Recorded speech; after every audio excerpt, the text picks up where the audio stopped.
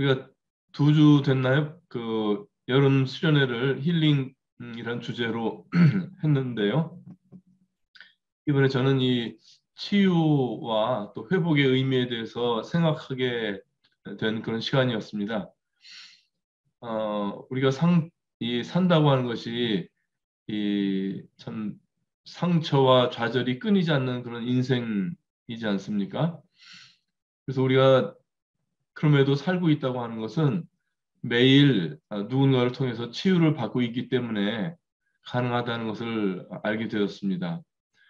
어, 그것이 이제 부모를 통해서든지 배우자를 통해서든지 자식이나 또는 이제 저 같으면 요즘에 이제 손자 손녀가 생겨가지고 결국 어떤 사람을 통해서 이런 상처를 치유받고 있기 때문에 우리가 어, 살 수 있다 이런 생각을 해봅니다. 그리고 여기에는 이제 우리 직장의 어떤 따뜻한 그런 동료도 들어가겠고 또 교회 지체들도 이런 나에게 치유를 공급해주는 그 하나님의 손길이라는 생각이 듭니다. 사람이 곧 치유입니다. 그래서 저는 나는 다른 사람들에게 치유를 주는 사람인가 이런 걸 다시 한번 생각하면서 내가 사역을 장로로서 섬긴다고 하는 것에 대해서도 조금 그 오리엔테이션을 좀 다시 한번 이렇게 점검해 보는 그런 시간이 되었습니다. 베드로전서 4장에 만물의 마지막에 가까웠으니 그러므로 너희는 정신을 차리고 근신하여 기도하라. 무엇보다도 열심으로 서로 사랑할지니 사랑은 허다한 죄를 덮느니라 고 말씀하셨습니다. 사람의 이 허다한 죄, 사람의 죄, 이 허다한 죄를 해결하는 것은 사랑입니다. 우리는 다른 사람의 죄를 고쳐주려 하고 모니터링하고 그렇게 하기가 참 쉽죠. 근데 이 구원은 하나님이 사람의 죄를 고치거나 감시하거나 이렇게 해서 된 일이 아니라 그리스도의 피로 그 사랑의 피로 덮으셨기 때문에 가능한 것이었습니다. 하나님이 그러하신 것처럼 성도는 사람의 죄를 덮어줘야 한다는 것입니다. 그리고 사람은 그렇게 될 때 사랑을 통해서만 또 죄를 이길 수 있는 것이 또 이게 진리더라고요. 예, 그래서 이 4장 8절 앞선절에 보면은 만물의 마지막을 말씀하시면서 정신을 차릴 것, 근신하고 기도할 것을 말씀을 하십니다. 사람이 마지막을 생각할 때 비로소 정신이 차려지고 근신하고 기도하게 됩니다. 그래서 그것이 주님 다시 오심이든지 나 개인의 죽음이든지 마지막을 생각하는 사람은 어, 궁극적으로 사람을 사랑하는 사람이 됩니다. 그리고 이런 사람이 다른 이들에게 언제나 치유의 그런 힘으로 살 수가 있더라고요. 이 회복이라는 것에 대해서 좀 생각을 해봤는데 우리 이제 회복이라는 말을 일반적으로는 뭐 지친 심신을 회복한다든지 아니면 실추된 명예를 회복한다든지 이렇게 할 때 많이 쓰는데 이런 말들을 쓸 때의 그 뜻은 과거의 원상을 되찾는 의미로 쓰입니다. 그러나 이번에 그 힐링 캠프를 생각할 때 이 우리에게 있어서 회복이라는 것의 진정한 의미는 이런 과거의 원상을 회복하는 것이 아니라 오늘이라는 시간을 회복해야 되겠다 이런 생각을 했습니다. 찬송가 315장 내 주 되신 주를 참 사랑하고 곧 그에게 죄를 다 고하리라. 이것의 그 후렴절이 보면 큰 은혜를 주신 내 예수시니 이전보다 더욱 사랑합니다. 여기 그 영어 가사를 제가 여러 번 참 칭송을 아끼지 않았는데요. 이렇게 되죠. 주님, 제가 당신을 사랑한 적이 있었다면 그것은 바로 지금입니다. 이게 윌리엄 페더스톤이라는 사람의 시인데요. 이 시의 그 시를 풀어보면 이렇게 되거든요. 오늘 만나는 주님은 어찌나 생소한지 마치 주님을 안 적이 없었던 것처럼 그렇게 신선하고 오늘 만나는 주님이 얼마나 놀라운지 나는 지금까지 주님을 사랑한 적이 없었습니다. 이런 뜻이더라고요. 그래서 저는 이 찬송시에 있는 이 짧은 말이 속이 참 날로 새로워지는 사람의 노래다 이런 생각을 하고요. 이 오늘이라는 시간 앞에 일체의 과거가 그것도 좋은 것이든 예수님께 대한 선한 생각이든 경험이든 간에 그런 과거가 버려지는 이 마음이 이것이 진리다 이런 생각을 해보게 됩니다. 그리고 이 짧은 한 문장 속에 너무나 많은 우리의 이야기 또 미래의 소망 그리고 참 정말 높은 단계의 그런 신학이 담겨 있다는 것을 생각하게 됩니다. 전도서 7장 말씀에 옛날이 오늘보다 나은 것이 어찌미냐 하지 말라 이렇게 묻는 것이 지혜가 아니라고 하셨습니다. 그래서 우리 성도의 회복은 과거의 영화를 만회하는 것이 아니다. 그래서 과거에 잘했던 것, 과거의 성공을 기억하지 말자. 사실 나의 현재 녹아 있지 않은 예전의 경험이나 예전의 경건 그것들은 회복해야 될 것이 아니라 버려야 될 것이라는 그런 생각을 합니다. 바울도 그렇게 말을 하지 않았습니까? 빌립보서 3장에 또한 모든 것을 해로 여김은 내 주 그리스도 예수를 아는 지식이 가장 고상함을 인함이라. 내가 그를 위하여 모든 것을 잃어버리고 배설물로 여김은 그리스도를 얻고 그 안에서 발견되려 함이니. 그래서 내가 지금까지 뒤의 것은 잊어버리고 앞의 것을 향해서 쫓아간다고 한 이 바울 사도의 고백이 똑같이 우리의 것이 되어야 됩니다. 그 이유는 오늘 만나는 주님은 어제까지의 주님보다 클 수밖에 없습니다. 이것이 맞는 것이죠. 그래서 오늘 우리가 모든 일에 있어서 모든 지식과 우리의 경건에 있어서 어제보다 새로워져야 되는 것이 성도의 진정한 회복이라고 생각이 됩니다. 그리고 지난주 강단 말씀을 나중에 녹화된 것을 보았습니다. 제목이 빛의 아이였죠. 그 자기 안에 온갖 색을 채우다가 그만 어두움이 되어버린 아이의 이야기였고 그 아이가 빛을 만나는 그런 동화였습니다. 아이, 색깔, 빛 이런 이 부드러운 소재로 된 동화였지만 인간의 타락에 대한 날카로운 지적이 있었고요. 그래서 이 죄에 대해서 아이도 이해할 수 있는 그런 내용이었고 또 그렇지만 어른도 참 외면할 수 없는 그런 엄중한 그런 내용이 있었습니다. 이것이 동화가 가진 매력인 것 같습니다. 그리고 동화 끝에 이어진 몇 개의 성경 구절들이 제게는 너무나 좋았습니다.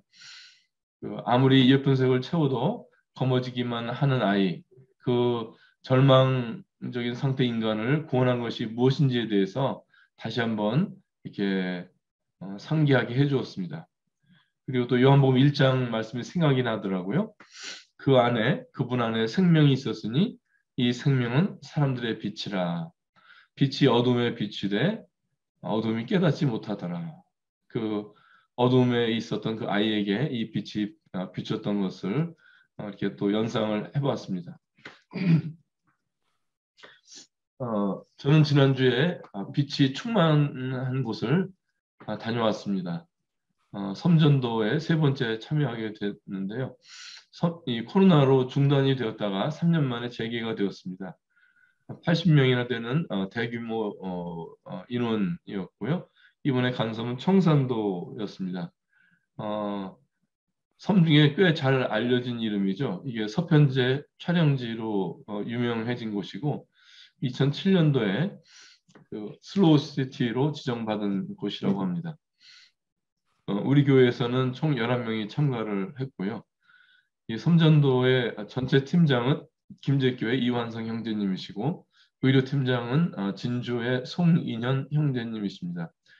진주에서 통증의학으로 개원을 하고 계신 형제님이신데 이번에 첫날 좀 몸이 안 좋다고 하시더니 그날 저녁에 이제 코로나로 자가진단 키트로 양성이 나와가지고 다음날 배로 귀가를 하시게 되었습니다. 근데 이 섬전도에서 통증의학이 차지하는 비중이 굉장히 크거든요. 우리나라 노인 인구가 많고 더구나 이 섬에는 거의 노인들밖에 없습니다. 그래서 근골격계 질환 환자들이 많고 그래서 그 의료봉사 다닐 때 치과하고 더불어서 가장 일을 많이 하는 데가 통증의학인데 그 형제님께서 일을 못 하시고 가는 바람에 아주 큰 어려움이 생겼습니다. 근데 이번에 이제 공성호 형제라고 서울 북부모임에 있고 서울대병원에서 외과를 하고 있는 공성호 형제님이 참가를 처음으로 하셨는데 사실 외과는 또 한 분이 계셨거든요. 전주 기린노의 이명재 형제님이 참여를 하셨는데 저는 처음에 이제 외과 공성 형제가 이제 합류를 하게 돼서 반기긴 했지만 외과 형제가 둘이나 돼서 일이 너무 적을 텐데 하고 이렇게 걱정을 했었는데 그런 걱정을 할 필요가 없게 됐던 것입니다. 이 공성 형제가 이제 네팔에서 코이카로 근무를 했었는데 그때 이런 통증 관련 일을 좀 했었더라고요. 그래가지고 송희연 형제님이 가고 난 그 빈자리를 잘 메꿔가지고 큰 어려움 없이 이 통증의학 분야도 진료를 좀 하게 되었습니다. 제가 이번 이제 세 번째인데 섬전도를 가고자 한 이유는 사실 진료 활동보다도 형제님들과 보내는 시간이 좋았기 때문입니다. 처음 참가할 때는 어, 모임 안에 있는 그 의사 형제로서 역할을 하자, 도와드리자 하는 뜻으로 이제 참여를 해드렸거든요. 그런데 그동안 어떻게 보면 이제 갑의 마음으로 갔었는데 참 가보니까 그렇지가 않더라고요. 이 섬전도에 참여하는 형제자매님들의 그 삶을 접하게 되면서 참 많은 것을 도전받게 되고 또 힘을 얻게 되고 그랬습니다. 여기는 암 수술을 받은 형제님들이 여러분이 계시고요.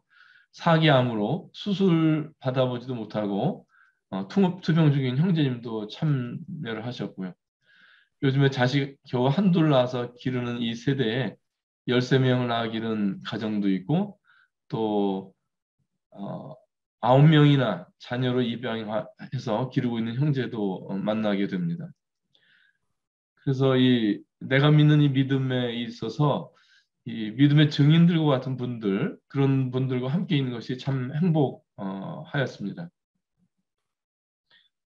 야고보서 2장에 내 사랑하는 형제들아 들을지어다 하나님이 세상에 대하여는 가난한 자를 택하사 믿음에 부요하게 하시고 또 자기를 사랑하는 자들에게 약속하신 나라를 유업으로 받게 아니하셨느냐. 또 고린도전서 1장에 형제들아 너희를 부르심을 보라 육체를 따라 지혜 있는 자가 많지 아니하며 능한 자가 많지 아니하며 문벌 좋은 자가 많지 아니하도다. 그러나 하나님께서 세상에 미련한 것들을 택하사 지혜 있는 자들을 부끄럽게 하려 하시고 세상에 약한 것들을 택하사 강한 것들을 부끄럽게 하려 하시며 이렇게 말씀하셨습니다. 그래서 제가 만나게 된 분들이 사회적으로 좋은 학벌이나 재력이 있거나 그런 분들이 아니고 참 세상에서 보면 힘들게 살아오고 또 살고 계신 그런 분들이었지만은 이분들이 바로 믿음에 부요한 분들이었습니다. 그리고 약한 것을 하나님께서 택하시고 그런 것을 택해서 이 능하고 지혜 있는 자들을 부끄럽게 하시는 것이 참 느껴졌습니다. 또 하나 이제 그 형제님들을 보면서 생각난 말씀은 이 말씀이었습니다. 의인은 종려나무 같이 번성하며 레바논의 백향목 같이 발육하리로다. 여호와의 집에 심겼으며 우리 하나님의 궁정에서 홍황하리로다. 늙어도 결실하며 진액이 풍족하고 빛이 청청하다는 이 말씀이었거든요. 그래서 이 여호와의 집에 심기고 하나님의 궁정에서 참 살아오신 이분들의 삶을 보니까 정말 이 말씀 그대로더라고요. 형제님들이 되게 60대에서 70대 형제들이 많으신데 사람이 60이나 70이 되면 다 퇴직하고 할 일도 없고 외모도 추레해지고 그러는데 이분들은 참 여호와의 집에 심겨서 살아온 그 인생을 통해서 나이가 들었어도 여전히 참 결실을 하더라고요. 영혼의 결실을 하고 삶의 어떤 순종의 결실을 하고 진액이 풍족하고 빛이 청청하다고 하는 것처럼 참 얼굴도 노인 같지 않고 빛이 빛나고 그런 모습을 보았습니다. 둘째 날과 셋째 날에는 그 바닷가에 나가서 놀이를 했습니다. 게잡이를 했는데요.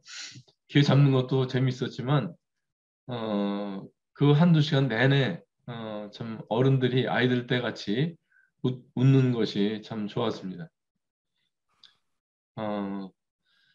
수요일 날 밤에는 또 특별한 경험을 했습니다.